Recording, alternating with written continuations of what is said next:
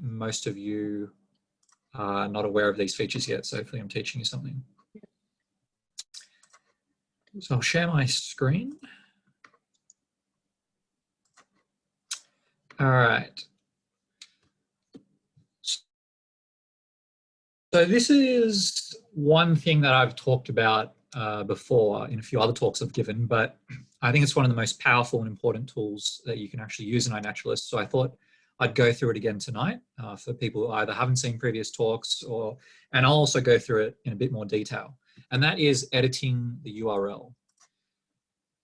And what I mean by that is, so if I go to the Explore tab, and let's say I want to look at images of butterflies.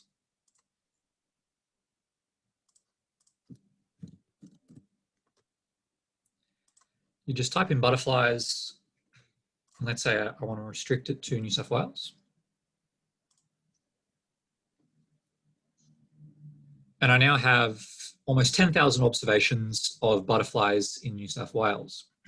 And one thing that you'll notice when I have this set of filters set up is that there are a whole lot of different terms in the URL. So the URL tells you exactly what you're looking at. And what it is that every single place in iNaturalist has a specific ID. So that's this place here. So New South Wales has an ID of 6,825. And butterflies have an ID of 47,224. And the reason that's important is that you can actually modify and edit these terms in the URL to be able to search for things that you normally wouldn't using the basic set of filters. So as an example, if I want to see butterflies, then that's easy enough, right? I just type in butterflies. If I want to see butterflies and moths at the same time, that's also really easy, right? I just press butterflies and moths. But if I want to only see moths and not see butterflies, just with the normal filters, that's not possible, right? Because moths are not a monophyletic group. So if I start typing in moths, you'll see that there is no option for only seeing moths and excluding butterflies. But we can do that by editing the URL. So if we go back to butterflies, we can see that their ID is 47,224, right? So we keep that in mind, 47,224. Let's put it in another tab so we don't forget it. And then what we'll do is we'll go back and we'll search for Lepidoptera broadly again. So now what we're going to do is we're going to add this little snippet, and symbol without underscore taxon underscore ID equals, and then our 47,224. Now, keeping in mind, you can see that there are 86,000 observations at the moment. When I press enter, you'll see that's now gone down to 76,000. So the 9,000 that have disappeared there are all those butterfly observations. So you are now looking at all of the observations that are only moths in New South Wales. Right? So, you know, a lot of people are really passionate and interested in IDing moths, but not necessarily in butterflies. So this is a really, really easy way to be able to view all those moths at once without having to wade through all the butterfly observations as well. Now, similarly, as well as eliminating certain taxa, you can also add on extra taxa. So let's say that I have a great interest in moths and that I also have a great interest in grasshoppers, right, at the same time. Now, grasshoppers and moths, the best common, or the lowest common ancestor they have is flying insects, right? So there is no group, there is no family or order that includes both grasshoppers and moths. So the only way to do it, seemingly, using these filters, would be to look at all of insects at once and then just have to go through and see all the moths and the grasshoppers. But again, really easy enough to modify the URL to see your grasshoppers at the same time. So if we just go to another tab and we type in grasshoppers and we go view observations, we'll see that grasshoppers have an ID of 700, 600. So we'll copy that and we'll just do exactly the same thing. We'll do the and symbol And this time, instead of without taxon ID, it's with taxon ID. So it's with underscore taxon underscore ID equals, plug in our 700,600.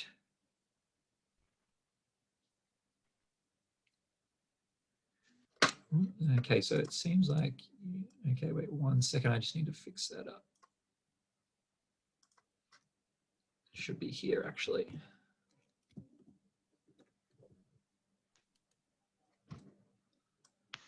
It gets tricky when you add more and more things. So this one should work. Nope. Still learning myself.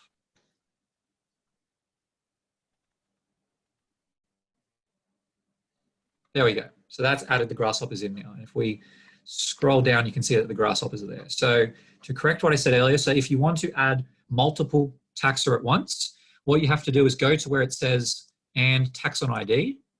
Really importantly, you need to add an S in there. So it says and taxon IDs plural. And then you just add a comma and then you add in your ID. And say, let's say we want to add spiders now as well. And this just shows you can edit the URL as much as you want. If we go to spiders, we see that their ID is 47118. So what we do is we just add another comma here, 47118.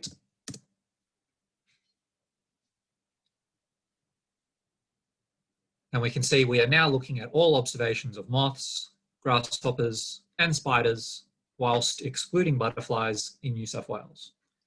So is that fairly clear to everyone so far? Does anyone have any questions about editing URLs like that? No? Awesome. So you can edit the URLs, not just adding or excluding taxa, but absolutely everything you can possibly imagine you can do by editing the URL. So you can restrict your searches spatially, you can restrict them through time, you can restrict them to, say, observations that are research grade or casual or needs ID. You can search for certain life stages of things. So this is a really cool one that I'll look at as well. So most of you will probably be aware of annotations, and that is if I go to, say, this photo I took today. So this was a fish skeleton that I found on the beach. And what I did was I went to this annotation and did alive or dead, right? And so these are the three main annotations that you'll see on most observations. You can select whether something is live or dead. You can select the life stage of something, and you can select whether something is male, female, or cannot be determined. Now, one area that some people are interested in, for example, is caterpillars. So let's say that you wanted to go through iNaturalist and look at photos of caterpillars because you're interested in IDing some of the caterpillars that aren't adults and trying to figure out what some of the larvae look like. Now, normally, what I would have to do is let's say I want to do it with butterflies. Normally, what I'd have to do is search butterflies. Let's restrict this to Australia.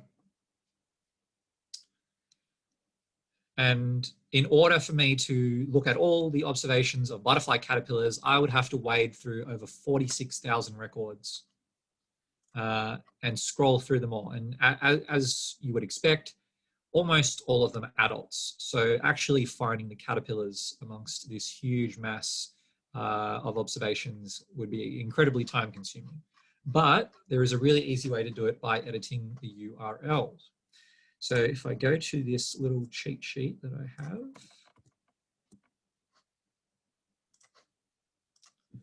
and I'll post these links in the chat.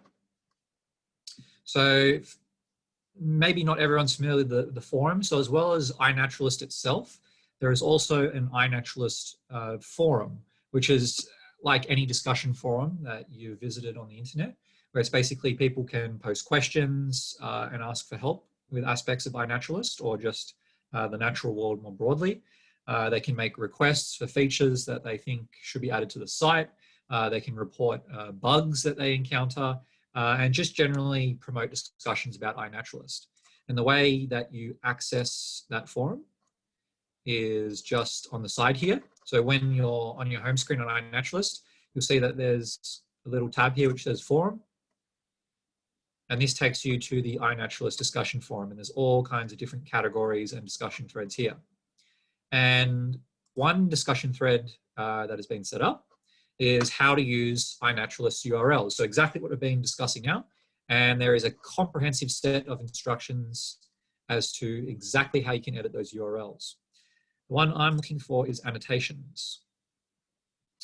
So if you want to look at all caterpillars, so what I'm going to do is I'm going to tack on this and term ID, and the code for life stage is 1. So it's and term underscore ID equals 1. And then I will have another and then I'll add and term value ID. And let's say I want to look at all caterpillars. So larva is 6. We'll add 6.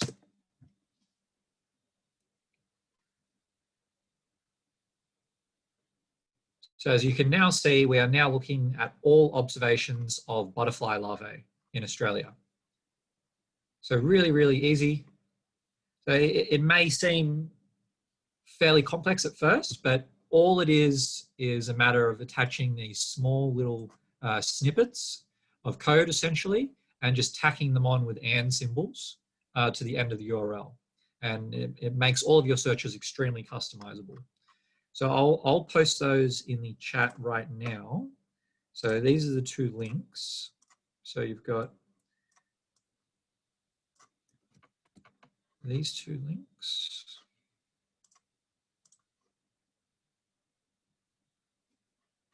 Where'd the chat go?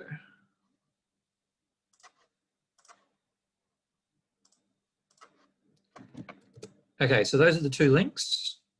And any which way you want to edit the URLs, you will find that in those 2 links. So those are 2 really nice links to save on your computer. Any questions at all about editing the URLs? No? Awesome. So there's also another way of looking at photos of different annotations. So let's say we go to butterflies again. And this time, instead of clicking view observations, I'm going to click about.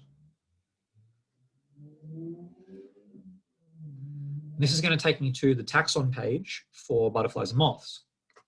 So this is a page that a lot of people will be familiar with. It shows you a few exemplar photos, shows you who the top observer is in the world, top identifier, total observations, map, taxonomy, all this kind of stuff. But and what we'll do is we'll put in a filter, and we'll just filter this to Australia.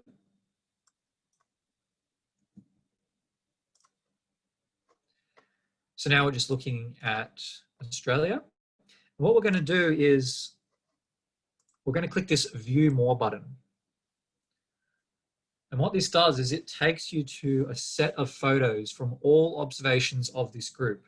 And what you'll notice is that right across the top here, you've got a whole lot of different ways to filter. So we'll change this to any. So with this filter, we are looking at all photos of moths and butterflies, right, from Australia. And at the moment it's set to research grade. But if I change this to larva, we are now looking at all photos of moth and butterfly larvae that have been annotated as such in iNaturalist. If I swap that to pupa, we are now looking at all photos of cocoons and chrysalises of Australian butterflies and moths. I can change that to egg, and it does exactly the same.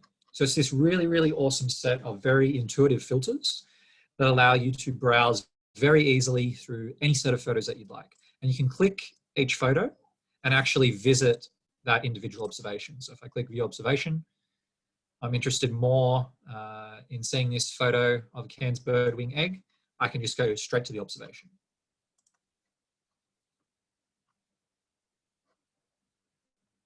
So you can also change this to a grid layout so that you can see more photos and smaller on your screen. It's just this way is a bit easier to look at, a bit easier on the eye.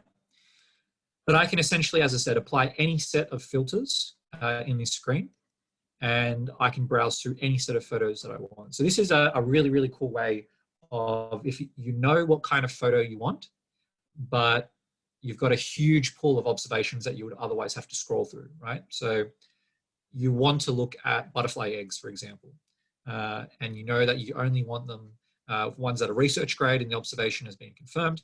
But if you did it the normal way through the Explore tab, you'd have to endlessly scroll through thousands and thousands of photos, right?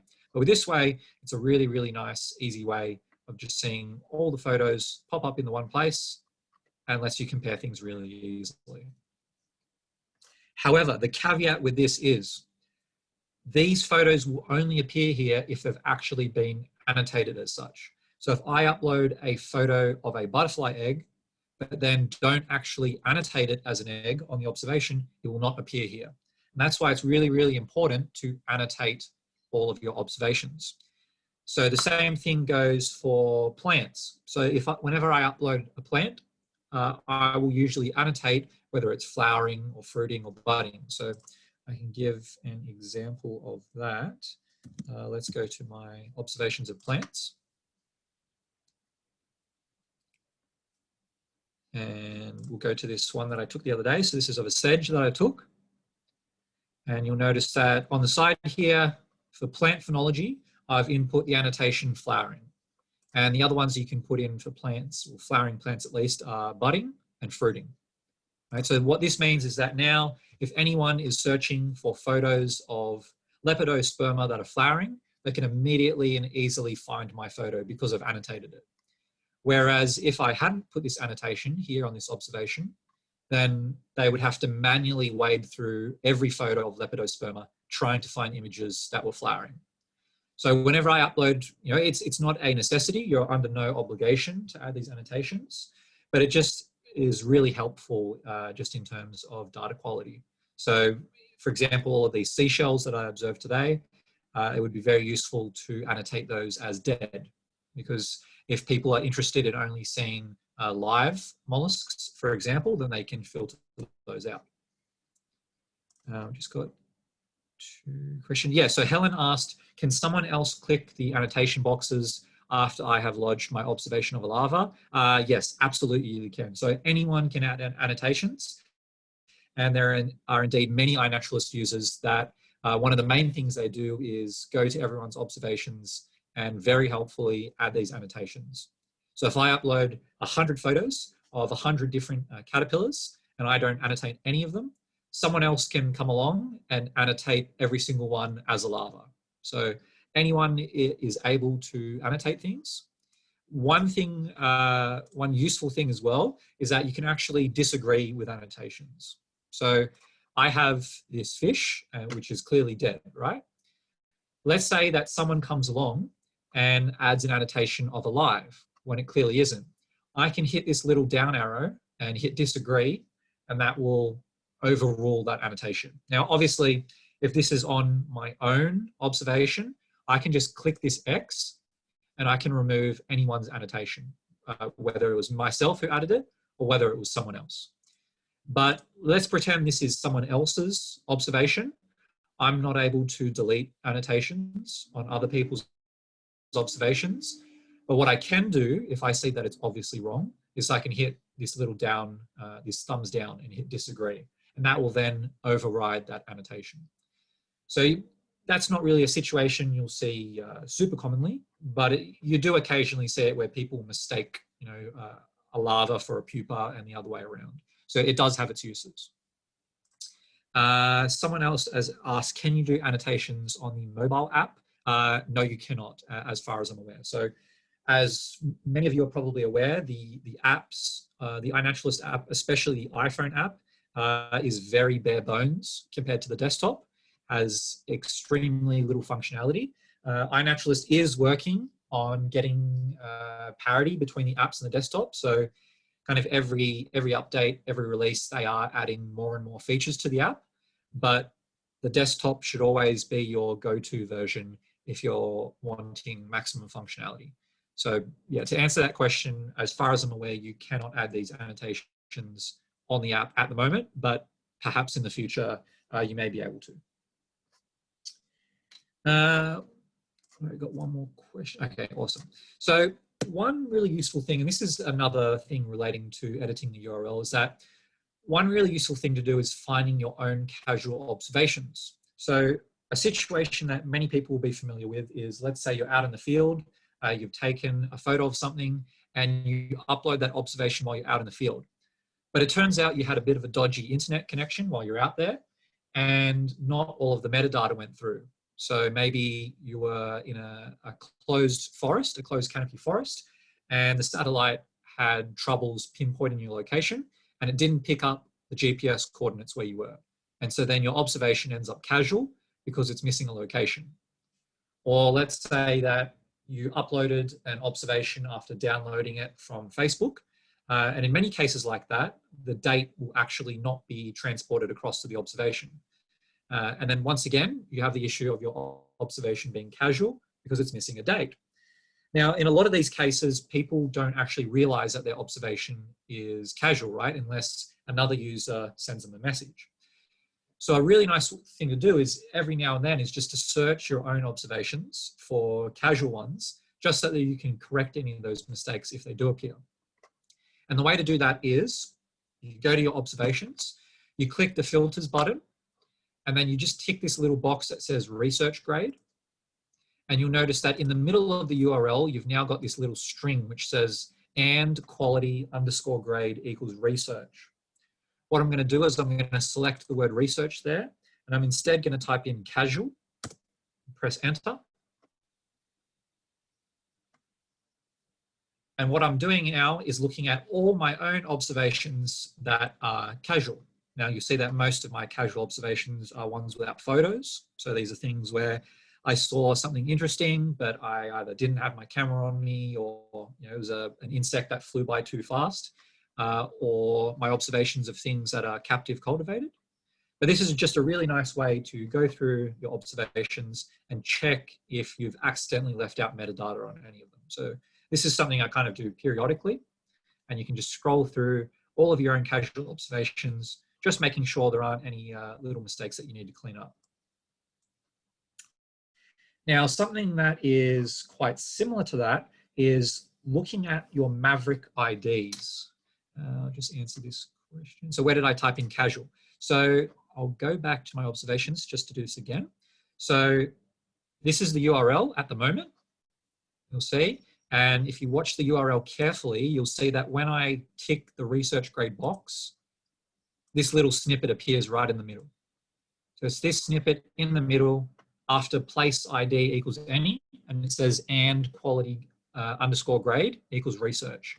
And then I just change that word research to casual. So the little, for some reason, when you input that filter, it doesn't appear at the end of the URL like most things do, but for some reason it pops up in the middle. So that's where you edit that little snippet. So another really useful thing to check on is your Maverick IDs. So not everyone might be aware of what a Maverick ID is. So I'll show you an example. So I'll get my link.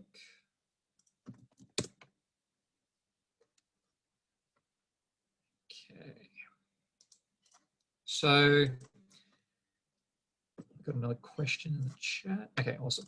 So you'll notice that sometimes you can look at an ID that someone has made and it has a little red lightning bolt symbol with the word Maverick next to it. And then the top bar of that ID is actually highlighted in red as well.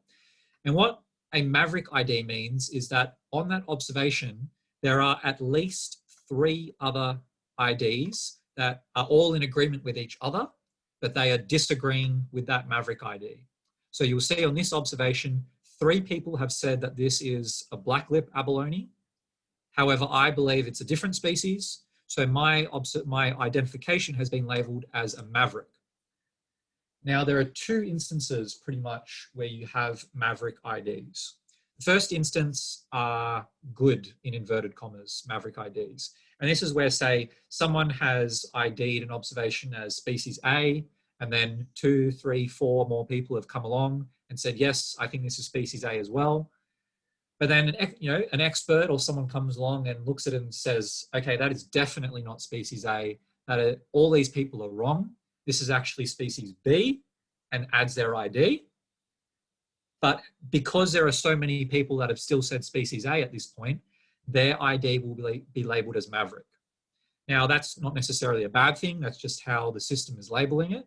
And then hopefully all those other people with their incorrect IDs will realize that they've made a mistake and then slowly swap their IDs over. Where you have, in inverted commas, bad Maverick IDs. And these are usually cases where you have forgotten to update your ID. So this is something that I've done a few times. So for example, I've uploaded an observation. I thought it was species A. And then multiple people came along and corrected me and said, no, this is species B. But for whatever reason, I missed those notifications, or I saw those notifications and then forgot to come back to them. And then gradually enough people have added IDs that all their IDs override mine, but then my ID is still sitting there as a Maverick and I have forgotten to withdraw it or change it. So in these cases, you can actually directly search for your Maverick IDs. So this is another link that I'm going to put in the chat. So all you have to do is type in this link and you just replace the beachcomber there with whatever your username is. And you get a nice little list of all of your Maverick IDs. And so just every now and then it's a useful thing to do to go through those and just check, are there any IDs that I have made in the past that are very obviously incorrect? And it's just that I've forgotten to withdraw or change them. And it's just a nice little way of maintaining housekeeping in a sense. So are there any questions about that? So again, just because you've got a Maverick ID doesn't mean it's wrong. So it's always good to assess these on a case-by-case basis, but it is worth it just to go back and check them. And one thing, if you are in that situation where you have 3 or 4 people that have added an ID and then you realize that they've all made a mistake, in those kind of situations, it's always good to add some kind of supporting evidence as to why you think they're all wrong, especially the more people you're correcting. So you could just add a link to maybe other photographs of that species, point out some of the obvious characters that are different, just so that it helps convince those people that your ID is indeed correct. One cool little tip I'm going to show you now is that, and this is only something that I found relatively recently myself as well, is that you can actually rotate your photos in iNaturalist yourself. So, every now and then I'll upload a photo that for whatever reason or another, that when I transferred it from my phone or computer, my phone or my camera, I should say, to my computer, it ended up upside down or sideways for whatever reason. Now, obviously, I can rotate that photo on my computer, but you can also rotate your photos if you want afterwards on iNaturalist itself. So if you want to rotate a photo, all you have to do is go to an observation. You click this little eye button that you see beneath the photo. And you'll see here where my mouse is, you can actually choose to rotate right or rotate left. So let's say I rotate left. It'll refresh the page. And my photo has now been turned 90 degrees. And then if I want to do it back, I just press rotate right.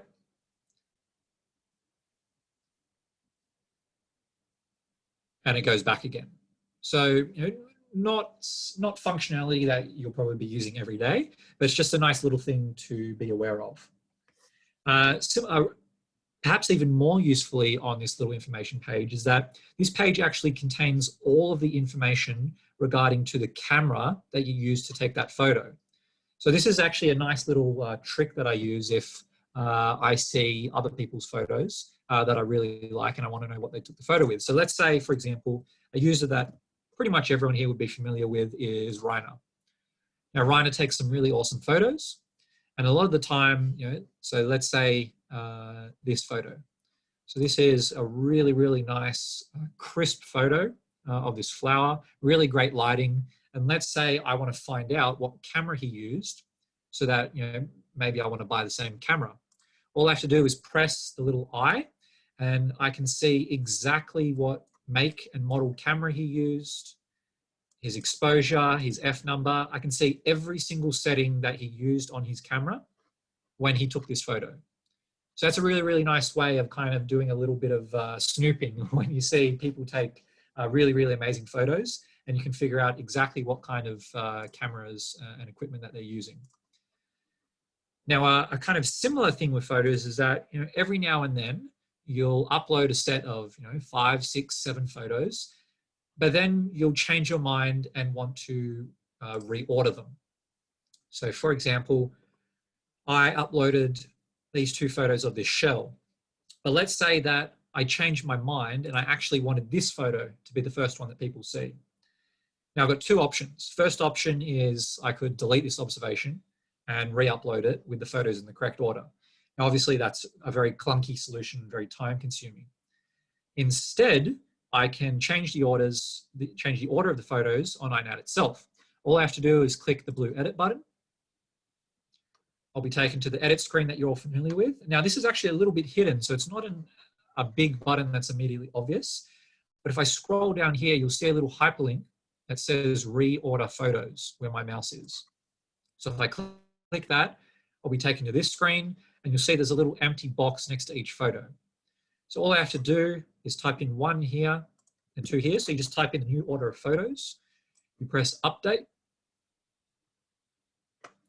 Then make sure you press save. And we go back to my observation, and you'll see that the photo order has now been changed. So this is a really, really, so, you know, if you've got 2 photos and you want to change the order, it's not that much of a big deal if you wanted to actually re-upload it, but I'll often upload observations with 15 or 20 photos attached to them. And I'll want to make, you know, the 17th or the 18th photo the first one. That would be a real hassle for me to manually redo that. So all I have to do is go into that edit screen, and I can move that 17th or 18th photo right to the top. So Tina said, is there a way to set the order before uploading? Yes, there definitely is. I will show you how to do that right now. So we'll go to the upload screen, and we'll click choose files. And let's say we've got this, so this is a series of photos of some grasses that I took the other day. So the way to order photos is you drag and drop them. So I've got these 6 photos here now. Whichever one I want to be the first photo, all I do is I physically pick up the other photos and drop them onto it. And I do it in the order that I want them to appear. So let's say I want this top left one to be the first photo, and I want this one to be the second photo. I will physically pick up that photo and I will drop it on top of the first, and you've now got those 2 photos combined. Let's say I want this bottom corner one to be the third photo. I pick it up, drop it on, I've now got 3 photos combined. And you keep doing that. And I've now got 6 photos combined, and you can see the exact order that they will appear in. Similarly, let's say I remove this and I just go to add those again. If you don't want to drag and drop, what you can do is you can just, so let's just say I want to put them in this order. I hold down my shift key, and whilst I'm still holding down the shift key, I press each observation. Each one you press, you'll see a green outline appear around it. And then I just press this combine button, and you'll see they all combine in the order that I click them. So really, really simple and very easy way to combine them in that order. And that's how you do it before you've actually uploaded. Okay, so Helen has just asked a question. I have no GPS built in with camera. I do my best at the mapping side of things using satellite view, but if at a later time I realize I could have done better at mapping more accurately, I don't want to start my observation all over again, as may already be research grade. Yep, so this goes to a very useful tip that I was going to talk about, that you can actually edit all of your observations, the locations. So you can do this in 2 ways. So let's say you have Helen's situation where you had either a dodgy GPS or no GPS at all. So a lot of, some older DSLR cameras don't have geo-tracking at all. Let's say I want to fix it up. So let's say at the time my GPS was very, very dodgy and it put in what seems like a very wrong location, but I've uploaded the observation and it's in the system and I want to change it. Okay, so I don't need to delete it. If you want to change the location of an individual observation, what I'll do is I'll just go to this blue edit button and you'll see that you can actually edit the location here. So all you got to do is press this little plus and minus symbol. So you'll notice that if I use the mouse wheel, it won't actually scroll, zoom in. So I have to either use control and then scroll in with the mouse or use the plus minus. So let's say I use control and scroll and I'll zoom in on where it is. And let's say it's been put here, but you know that you actually saw it up on this headland up here. All you have to do, you get your mouse, click on the new headland. You can adjust the accuracy circle however much you want, and then you press save observation at the bottom. And that will change the location for your one observation. However, let's say you had this exact same situation, but you had 50 observations that were just like this. Now, of course, the last thing you want to do is manually edit the location for 50 different observations, right? That's hugely time consuming and a big waste of your time. Well, you're in luck because you can actually edit multiple observations at once. You can edit up to 200 observations at once. The way to do that is on your homepage, you press this Edit Observations button, and you'll be taken to this screen. Now, one thing that I'll do first is, what you do is you scroll all the way to the bottom, and when you go to this screen, there's actually an option of how many observations to display per page. So you can actually pick 10, 30, 50, 100, or 200. So I believe the default is 50, so you guys will have to check that yourselves, but when you first join iNaturalist, I'm fairly certain the default is either 30 or 50. But if you want, you can up it, so I've upped it to 200. So what I'll do is I'll click this button, Batch Edit, and let's say I want to, as I said, my 50 observations that I made today, I believe they all have the wrong location. All I've got to do is tick all the ones that I believe have the wrong location. So let's just say it's these ones for now. And then I click Edit Selected. And what I want, it's not immediately obvious at first, but what you need to do is press this yellow tab, and that will expand this screen. I can now edit. Let's type in Colroy. I can now edit the observations all at once. So I can go, so this is where the location is set at the moment. I can go and say, okay, let's put it here. It's really important that once you've done that, you press apply, and that applies it to everything. You then have to go down to the bottom and press save all. And that has now changed the location of all of those observations at the same time. You can do that with not only locations, but you can also change the date of all of your observations at the same time. And you can actually also change the identification of your observations all at the same time. So let's say that you took a photo of 20 butterflies when you went for a walk, and you knew that every single butterfly was the same species, but you weren't quite sure which species it was. So when you uploaded those 20 butterflies at first, you just ID'd them all as butterfly. But then you had a bit of a look through your field guide at home, and you managed to identify them as a dainty swallowtail. Instead of having to manually go to each of those 20 observations and type in dainty swallowtail as your ID, you can just do this batch edit and type in dainty swallowtail, and you can apply that to all of your observations at once. Now, there is another little tip here. So let's say, so in that case, I was just editing like, say, 6 or 7 at the one time. But let's say I want to edit all 200 of these at the same time. Now, obviously, one way is manually ticking all 200 of these boxes, but there is a faster way to do it. So you can actually go to here and you press search. And this brings up all of the normal search filters that you would find with your observations. So let's say I realized that every single observation that I made today had an incorrect location. I just go to here, which says observed on. Today is the 24th of March, 2021. I go search. This is now showing me all of my observations that I saw today. So then it's just a simple matter of clicking batch edit and then select all. And then once I've selected all, I click edit selected.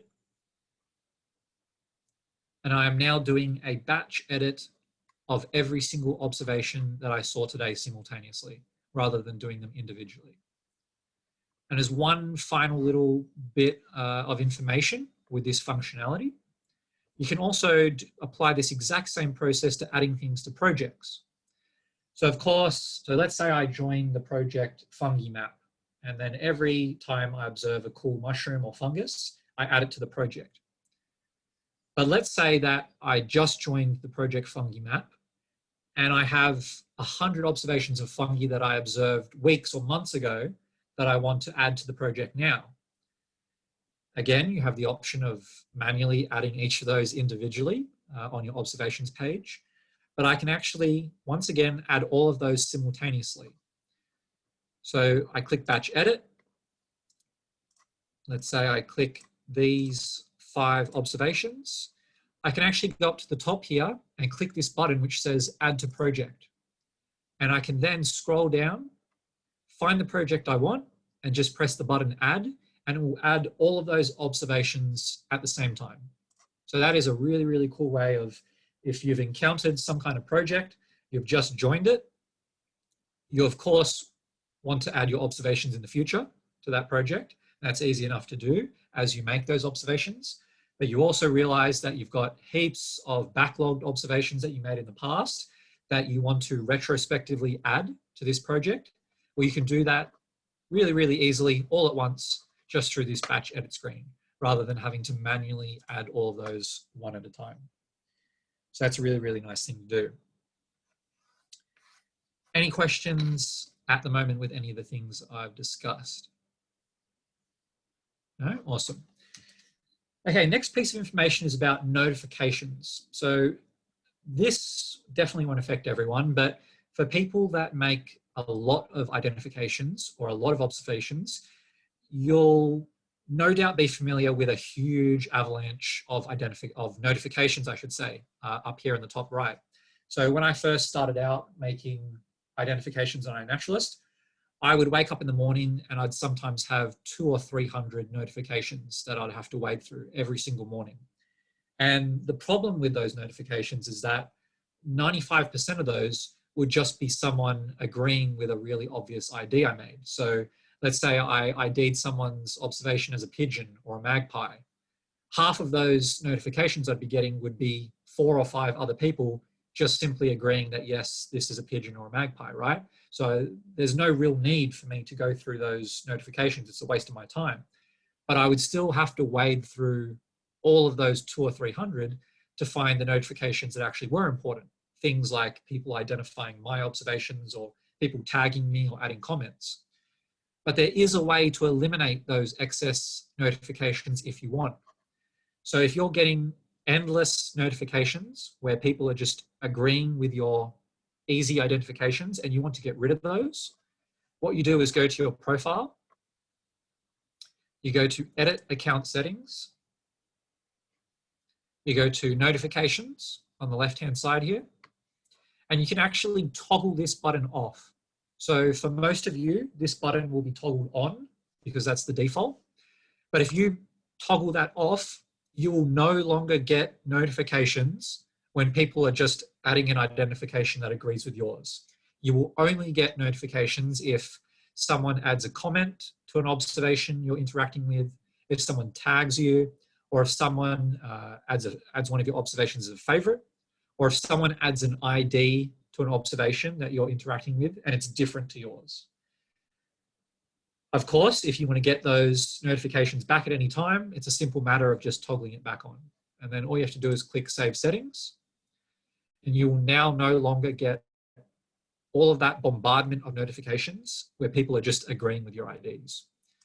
So as I said, for a lot of people, that won't be an issue because many users don't have a high enough volume of observations or identifications for this to impact them.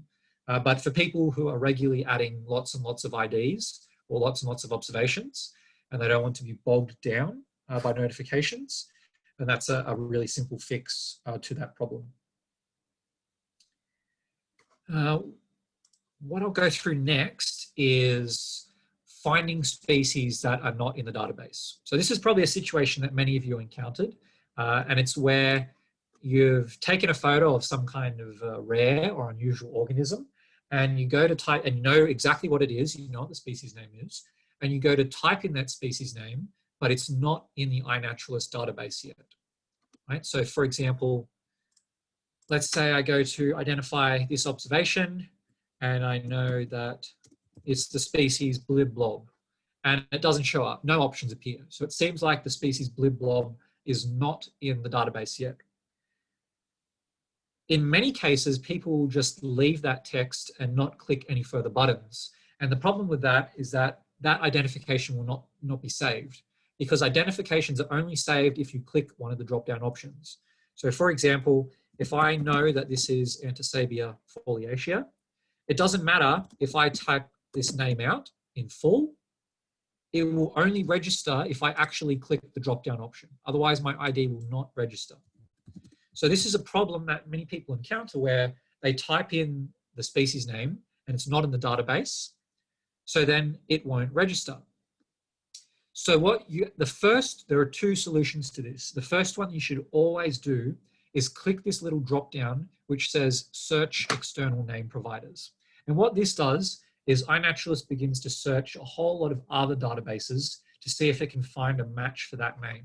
So it will search databases like the Encyclopedia of Life, possibly Bold, which any moth enthusiasts will be familiar with, maybe Biodiversity Heritage Library.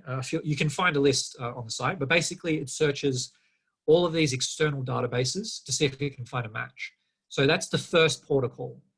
However, sometimes, if you've got a really, really obscure species, some kind of microscopic wasp or really funky endangered plant that there are barely any observations of, even that search will come up with no results. If you encounter that situation, the best thing to do is to go to the next highest taxonomic level. So in this case, if I was trying to find Antisabia foliacea, and let's pretend it was in the database, what I would do is I would go to the next highest taxonomic level, which in this case is the genus. So I would go to Antisabia. I would scroll down on this page. I click this button, which says curation, and I would click flag for curation. And then I would type in, please add species A foliacea or something along that line. I will then click flag it, and this creates a flag, and flags appear on the right-hand side of the screen here. Right? And anyone can view flags. And this will then put up a little notification basically to any people who are curators, and curators can go through these flags and say, okay, this species needs to be added. And then it's a really simple matter of a curator like myself adding that species to the database. And then usually what I'll do is I'll message the person that added that flag and said, I've now added the species for you. You can make that identification on your observation. So that's a really, really important thing when you're adding IDs to your own observations, is that if the species doesn't appear as a little drop-down, and it's clear that the species is not in the iNaturalist database, don't just leave your identification typed, because it won't register. You either have to search the external databases or you have to flag the taxon for the species to be added. So that's a really important thing to do. I'm aware I am rapidly approaching 9 o'clock and that some people probably have to leave, so I will spend just 5 more minutes doing 1 or 2 last few tips, and then I'll just have some time at the end that people can ask questions. So I'll do 3 more. Okay, I'll do 3 more little tips and tricks. So a lot of people will identify things through the Explore tab, right? So this is probably the main way that people look at observations, is through this Explore tab, where if I want to look at butterflies, I'll type that in, and I want to restrict it to New South Wales. So I'm now looking at all observations of butterflies in New South Wales. And let's say I want to identify this observation. I either have to click on it, which annoyingly takes me away from the screen and I have to go back, or it forces me to right-click on that photo and click open link in new tab. Instead, a much better way of identifying things is going to the Identify tab, and you have a much cleaner, much easier to interact with layout, right? So a lot of you will be familiar with this Interact tab, and indeed anyone who has gone to previous talks that I've given over the past couple of years, I've talked about this tab a lot. But one thing that not a lot of people will know, so let's just restrict this to Australia, is that there are actually these really nice keyboard shortcuts on the tab. So let's say I want to ID, let's say I restrict it to birds, and I want to ID a whole lot of different birds. Now, one way of confirming the identifications of these is to click the Agree button, right? And that takes a bit of time, and it's only a mouse click, and then you got to wait for it to load. But if you're doing that for 50, 100, 500 observations, all that time adds up. You can actually do things, and then if I want to go to the next one, I've got to either click that arrow and go to the next one, or physically click on another photo. If you are in kind of speed running mode and you want to ID a whole lot of things very quickly, there are actually these really handy keyboard shortcuts. And what I mean by that is if I go to this observation and I go to the bottom left-hand corner here, you'll see that there's a little keyboard symbol. And if I click this keyboard symbol, you'll see that all these different shortcuts appear. And you'll see that if I click the A button on my keyboard, it says that I'll agree with an observation. And then if I click these arrow keys, it'll swap from one observation to another without me having to click anything. So we can test that out. So I'm going to have my mouse off for this. So my mouse is off to the side. It's nowhere near the Agree button. I'm going to click the A on my keyboard. And you'll see that I've now agreed with this ID. I'm now going to press the arrow key, and you'll see it's gone to the next observation. So I can press A, arrow key, A, and then arrow key, A, arrow key, and so on and so forth. And this is just a way of going through observations very, very quickly. So I can also do it, this way, just by clicking agree here. This is just a nice way of zooming through many observations at the same time. So Helen said, how can I zoom in a bit closer than the single click that is allowed for a photo? So that's a really good question. So if you're in the Identify screen and you click once, that will zoom in on the photo a bit. All you have to do to zoom in on the photo again is to click on the photo.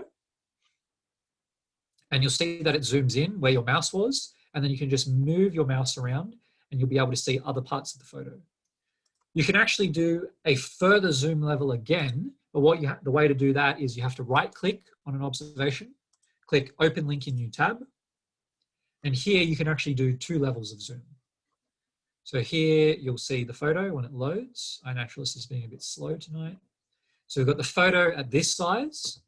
I can click it once for it to zoom in, and then I can click again for it to zoom in once again. So whenever you have any photo in iNaturalist, it's just a matter of clicking on the photo, and you'll see that when your mouse is hovering over it, you've got a little magnifying glass with a plus symbol in the middle, and that will increase the size of the photo for you. Okay, the last 2 tips. So this is a tip that I only found again relatively recently, and this is probably one of the most useful things that I have found in all my time on iNaturalist. And that is, when you are typing in names of things, you don't have to spell them out. To give you an example, will illustrate this perfectly. Let's say that I want to type an ID of Pacific black duck. Now, normally I would have to type Pacific black duck. And for a long name, that might take me 5 or 10 seconds to type out. But watch what happens when I type this.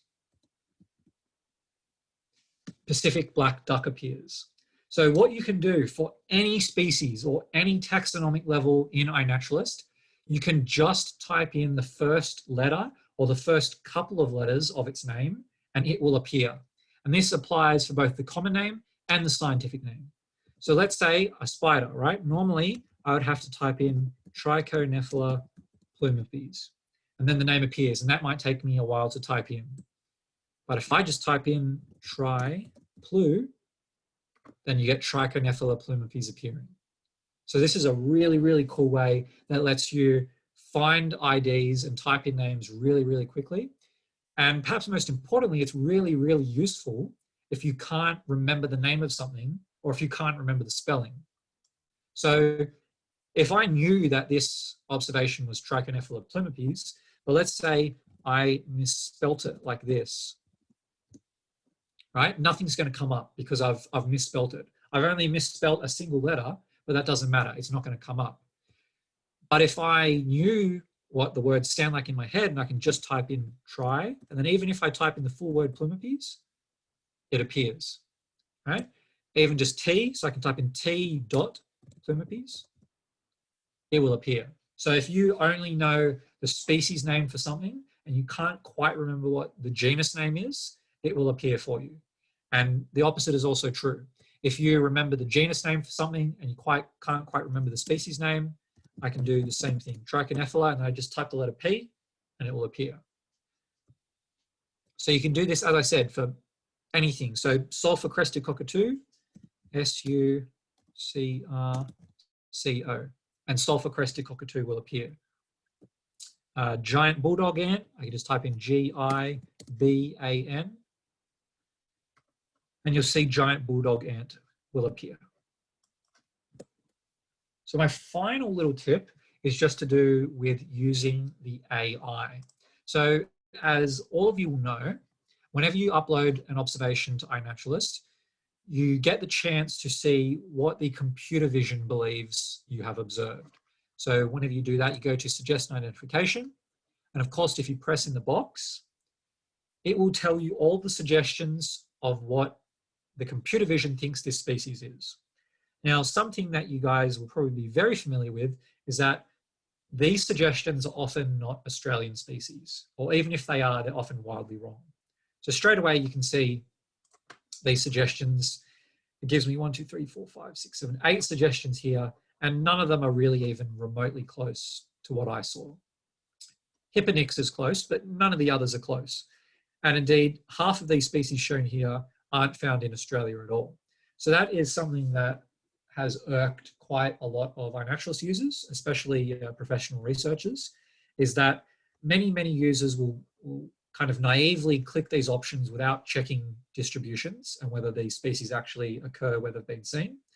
And then you get a whole lot of incorrect IDs of Australian observations, and they've been ID'd as American species or European species. But what iNaturalist actually implemented recently is that you can actually go to the bottom here and toggle this only view nearby suggestions. And now you'll see that you get this little message appear. It says seen nearby. So now this is only suggesting things that have been seen within a 100-kilometer radius of this observation. And I believe it's also restricted to the same month. So these 2 suggestions have been seen within a 100-kilometer radius of my observation, and they've also been seen in the month of March. So that's what the seen nearby refers to. And in this particular case, these suggestions are also wrong, but at least all the suggestions have been eliminated in terms of all the American species. So both of these suggestions definitely occur in Australia, and all those American-only species have been removed. So this is a nice little toggle that you guys might be aware of. The final little tip with that AI that I wanted to give is that you can actually control that AI in a way.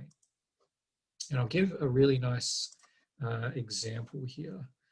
So let's see if I've actually put this, photo across. No, I have to get the photo.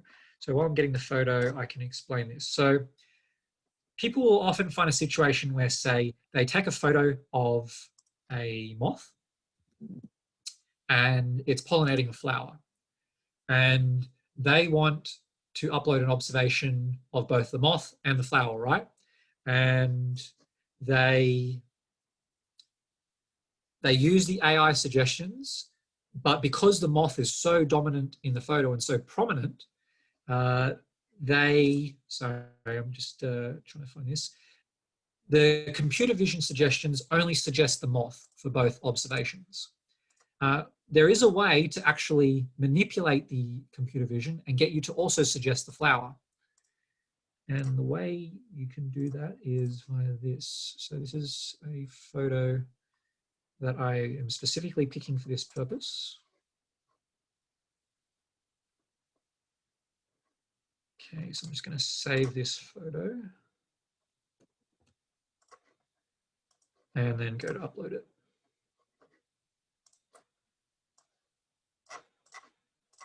Okay, so this is a photo that I took a while back of a dead owl that I found by the side of the road with a whole lot of blowflies on it. Now, this was a 2-in-1 observation for me, right? I wanted an observation for the owl, and I also wanted an observation for the flies on the owl. And I took this photo, right? So in this photo, you can ID the fly, obviously, but you can also actually ID the owl. So if I click in the species name suggestions, I'll see that all of the suggestions, most of the suggestions, are actually weirdly birds. So you'll see owl, grouse, owl, mandarin duck, jay. So the computer vision is actually recognizing that there are 2 different organisms in this photo. So let's say I want to restrict those AI suggestions, however, to just the flies. What I'll do is I'll add my own course ID. I'll just pick a random date because I can delete this afterwards. Pick a random location.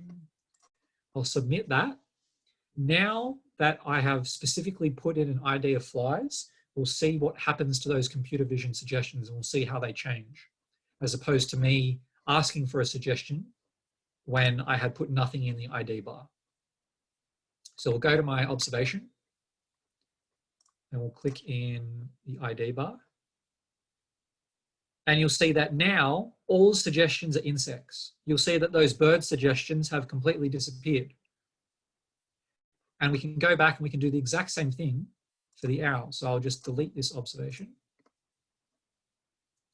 And we can do the exact same thing for the owl. So let's say that I wanted to ID the owl from that observation, but I wasn't sure what owl it was and I wanted to pick one of the suggestions. I go to upload that photo again. I type in owls. Just pick a random date, pick a random location. So now I have specifically told the computer that this is an owl, and we'll see how the suggestions have changed this time. Fingers crossed this works. It works for the insects. It should work for the owls. And we go to suggest an ID. And now you'll see every single suggestion is a bird. So this is a really cool way to actually manipulate the computer vision into telling you suggestions for the specific organism that you want in a photo where you have more than one organism. So as I said with my example earlier, I have an insect and I have a flower in the same photo. And I don't quite know what species the insect is, so I want the computer vision to tell me suggestions, but every time I go to use that computer vision, it just keeps telling me suggestions for the flower instead. If I give that course ID of insects or moths, I can actually force the computer vision to only give me suggestions that are relating to that insect. So that's just a cool little feature that not many people are aware about. That if you add your own ID, you can actually change what those suggestions are. So Tina said, what's the best practice if the AI is wrong, but you are unsure of the genus or species? So that's another great question. So whenever you upload any observation and you go to look at the AI suggestions and you are not 100% sure what you've taken a photo of, but you 100% know that all of the AI suggestions are definitely wrong, the best practice in every single case is always just to ID at the finest level that you are confident with. So if you're unsure of genus or species, then ID it to family. And if you're unsure of family, ID it to order. And you just keep going up. If I upload a plant and I have absolutely no idea of not only what the genus or the species of the plant is, but I don't even know what the family, the order, or the class is, just ID it as plant. And that is perfectly fine, because then it means anyone who is searching for observations of plants will be able to find it. And it also means that you're not putting in an erroneous identification. So always, always, always, best practice is you always just put in the finest level ID that you are comfortable with and that you are confident with. You know, of course, if you think you maybe have an idea of the genus and you're not 100% sure, then of course it doesn't hurt to put it in, and you know, if it ends up being wrong, then someone will correct you. But if you've really got no clue whatsoever, it's always best to just add a coarser ID. So I'll probably wrap it up there, just because I'm conscious of people's time. I believe, Stephen, was this meant to run to 9:30 or 9? If it was meant to run 9:30, I've got plenty of stuff I can continue to talk about. I just booked in an hour, but if people are happy to go on, we can go on. I'd just like to say, you know, this has been great so far, Thomas. I've just been sort of listening in and already picked up a few things that I didn't know about, which is always the case, which is why I love these little webinars that you do, because there always seems to be something that you mentioned that you haven't mentioned to me before, or I haven't seen happen. And it's always great to come across these little tidbits that you just won't necessarily come across. So it's been really good for me. What do people think? Do people want to hear more, or do they, have they got any specific questions they want Thomas to answer? You can unmute yourselves now.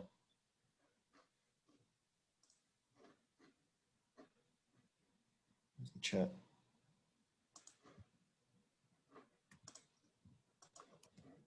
So yeah, feel free. You know, obviously I've gone through tips and tricks that I specifically had in mind, but if there are things that I haven't covered today and you particularly wanted to know about certain features, definitely feel free to ask any questions if there are particular things that you wanted help with.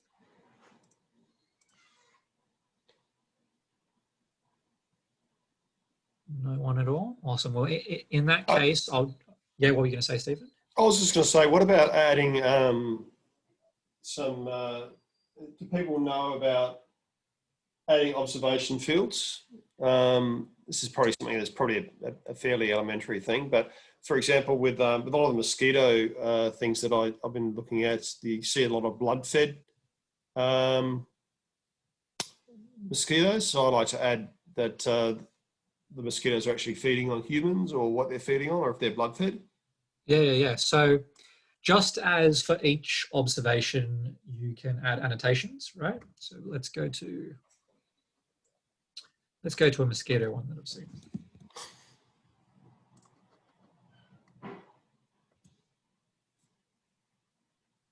We'll try and pick one that has fed on me.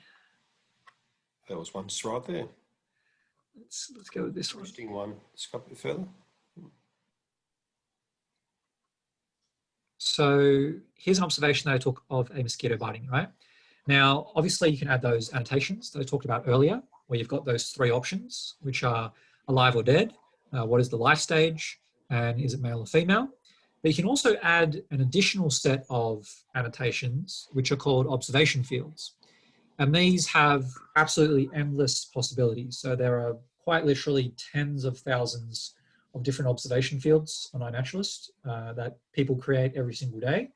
And this is pretty much the exact same concept as annotations. They add some kind of additional information to the observation, but it's just more than those three options.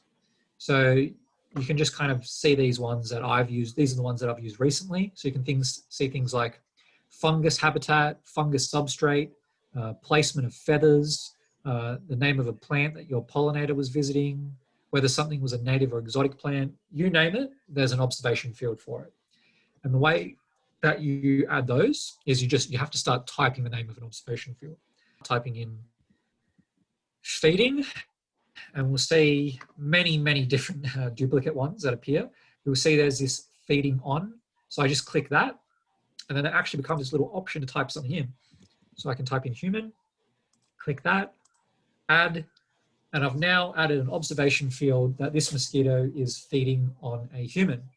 And the reason this is useful is that just as people can search for these annotations, people can also search for observation fields. So let's say that I'm a mosquito researcher and I'm really interested in mosquitoes as a vector for diseases, but I don't really care about photos that people have taken of mosquitoes on plants or on their wall or any kind of instance where mosquitoes are just in the ambient environment. I'm only interested in photos where mosquitoes are specifically on someone and feeding on them. Now, of course, one option is to just manually scroll through every single mosquito photo and try and find all the ones where you can see some skin in the photo. But another cool way to do it is to specifically search for these observation fields and find ones where people have added that observation field. Now, of course, the caveat is that it relies on people actually having added those observation fields in the first place. So for example, I hadn't added that observation field to this observation. So if someone had been searching for this photo before, they wouldn't have found it, but now they will. I'll also add that exactly the same as the annotations. Anyone can add observation fields to anyone else's observation. So if I'm that mosquito researcher and I see someone else's observation of mosquito feeding and they haven't added that observation field yet, I can go ahead and add it myself as well. And it's as easy as that. That's great, Thomas. I got those observation field notes because they can be fairly standardised, and it's probably a good idea before adding a new one that you have a look to see what ones are already available. Because that's definitely a really important thing. So one thing you'll notice is that when I typed in feeding there, you immediately had like 10 to 15 observation fields that are all exactly the same thing, but just with subtly different wording. Now, in an ideal world, there would just be one of those feedings, because now if I want to look for observations of mosquitoes feeding, I have to search for every single one of those because people might have added any of them. So that's why if you want to add an observation field yourself, it's always the best idea to search for existing observation fields, because 99% of the time, someone else will have thought of it first and it will already exist for you. And it's a much better idea to use an existing one rather than create a duplicate with slightly different wording. Yeah, and the other thing is with these traditional projects, which are slightly different from some of the collecting projects, people can use observation field notes within those projects. So as part of the conditions of making a submission, where you actually have to select the project, and maybe you might want to show people how we can add different projects to an observation. You might have to answer a few questions, like for something like the Aussie pollinator count. They have a project on iNaturalist, so you can select things like whether the observation was made within a observation period, or what the insect was pollinating, and I think it's the number of individuals. I think. But so I can give an example of that. So let's pretend that this is a photo of a butterfly feeding on a flower, and I wanted to add this to the wild pollinators project. I would go to projects, I'd click in the little tab, I'd scroll down to the wild pollinator count project, and you'll see I get prompted with these questions. And all of these questions are observation fields. And you'll notice that each of them has a little pink asterisk next to it, and you'll see that it's required. So if I don't fill out these fields, then it won't let me add that observation to the project. So I'd have to type in whatever the name is of the plant. I'd have to say, is it a native or an introduced? And then was this during one of the official pollinator count periods? And I just click add, add, add, and then I click add to project. And it is as simple as that. You can also remove observation fields, which is very helpful. So you'll notice that I just added those incorrect observation fields. If I want to remove them, I just click on the name and I can click delete. So I can click delete and delete. So if you accidentally add the wrong observation field to something, you can just delete it afterwards. And so those get deleted. So again, you'll see I've added 2 observation fields to this particular one. I've added the observation field that it's wash up. So it's a fish that I found washed up onto the beach. And I've added the observation field that what life stage is it of a fish? It's a part. So it's not an adult. I can't tell if it's an adult or juvenile. I just know that it's a part. So are there any other final questions, either for anything that I've talked about or any other questions that people might have unrelated to any of the tips and tricks I have talked about? I've got a question. Yep. Also, thanks for the talk. I learnt heaps. No worries, that's great. So I did the search for my casual observations and found a few. How do I find out what exactly it's missing? Yeah, no, that's a great question. So there are generally 4 different ways that an observation can be made casual, right? So I'll just use this one as an example. So you'll have to check each one manually, right? So this is not something that you can do just by looking at them all together, unfortunately. But let's say I've gone to this observation, I've seen that it's been labeled as casual, but I'm not 100% sure why. There's 4 different things I have to look at here. The first is the date. So if I've left out the date, it will explicitly say here, missing date. So that's the first one to check. If I'm missing the location, it will specifically say, it will have like a blank map and it'll say missing location. So let's just actually do that right now.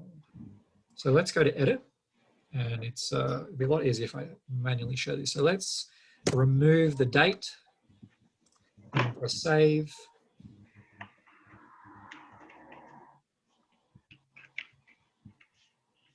And you can now see that my observation is casual and it says missing date, right? So that's the first step.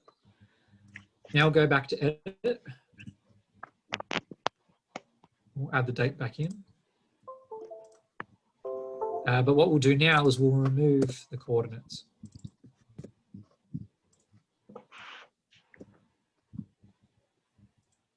Let me just, where did I see this? I better just check where I saw this. So I remember to put the location back. Always good to check. I'll just check exactly where this was. Okay, no worries. Okay, so now we will remove the location.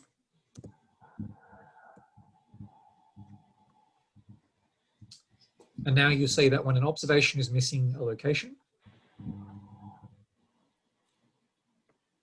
you'll have a blank map and it'll explicitly say missing location.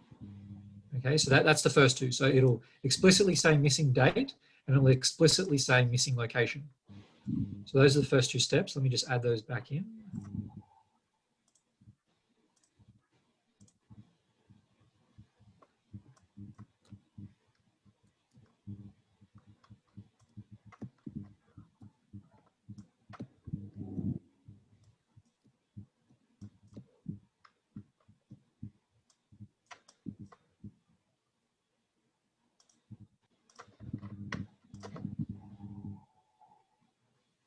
Now, the most obvious one will be that it's missing a photo. So if your observation, for some reason, the photo, or if it's a sound file you're uploading, didn't go across, then there will obviously be a big blank square here. And again, I'll just show you an example. So the third way,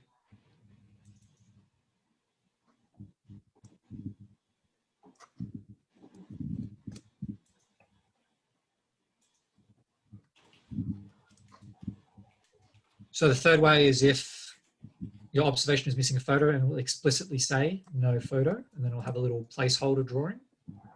So that's the third way. And then the final way is if one of the boxes in the data quality assessment has been ticked. What I mean by that is, so this is an example of a cat skull that I found, and in the location that I found it, it was almost certainly a pet. So I labeled it as captive cultivated. So if you scroll down to the bottom of your observation, you'll see there's this data quality assessment section. Now, if any of these have got a down arrow, then your observation will also be casual. So if someone, and anyone can vote on these. So if someone has decided to vote that the date is inaccurate, then your observation will be moved to casual. So for example, if you have uploaded an observation of a particular flowering plant and it only ever flowers in October, and you've uploaded a photo of it in May and it shows it as flowering, then that seems like the date is probably wrong and people can downvote date is accurate, and that will make your observation casual. Same thing applies with these other things. So if someone thinks the location is inaccurate, they can downvote. If they think that the organism is not wild, they can downvote. So just like I've done to my own one here. If they can't see any evidence of an organism, so for example, you'll get school kids. A lot of times school kids are forced to use iNaturalist as part of their assignments. And as a bit of a joke, they'll take photos of their own classmates, or they'll take photos of, like, say, a toy tiger, and then ID it as an actual tiger. So in that case, there is no evidence of a real life organism, so you could downvote that. So pretty much that's what you can do. So for any of your observations that are casual, those are the 4 things that you need to check. Does it have a photo or a sound file? Does it have a date observed, which we'll say here? Does it have a location? And importantly, the location isn't just the location name. You actually have to have GPS coordinates. And then also have any of these data assessments being downvoted. Yeah. Does that Also, answer the question? It was the someone had downgraded it, or put the thumbs down for the organism as wild. So if I think it is wild, can I just thumbs up that, and that will put it back to research grade? That is exactly correct. So that is, so, you know, it may well have even been me. Was it me that downvoted? I don't know how. So you can actually click the little number and it'll tell you who downvoted it. Oh no, it was me. Whoops. Okay, so yeah, so sometimes people will accidentally downvote without realizing, but also you also get cases where, you know, I've had a case where I uploaded a photo of a plant that is normally seen in gardens, but I had found it in the middle of a bushland reserve where it had obviously escaped. You know, maybe a bird had eaten the seeds and then pooped them out in the middle of the bushland. So it was clearly a wild plant, but someone had come along, seen this plant that is obviously supposed to be a garden plant, and had downvoted my observation, which moved it to casual. So yeah, exactly as you said, all you have to do, if someone has downvoted your observation, just click the upvote and it will negate it and cancel it out. Awesome, thank you. Any other questions that people have?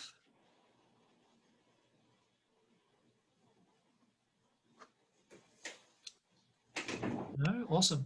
Well, feel free, if you do think of questions afterwards, to message me at any time whatsoever on iNaturalist. More than happy to help people out at any time with any questions they have. And yeah, or either you can send me a personal message or tag me in your observation. And I'm more than happy to help out anyone with any aspect of the site if you're having any issues. Yeah, that'd be great. And I'll send everyone a follow-up email with our website, which we'll put the recording on, and we'll do some more of these into the future with Thomas and myself and maybe some other people to, you know, really help the community grow and learn as well, because it's always good to do these sort of live workshops. I think Thomas does them really well, where, you know, people can just ask him questions and he's really got the knowledge there to answer them ad hoc.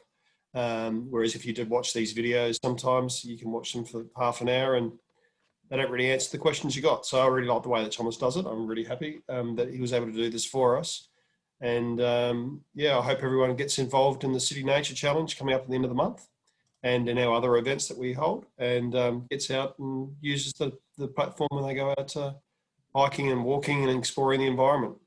And I hope this has really helped some people and provides some great insights to how to tweak iNaturalist to your own benefit. Thanks, Thomas. No worries. It was a pleasure.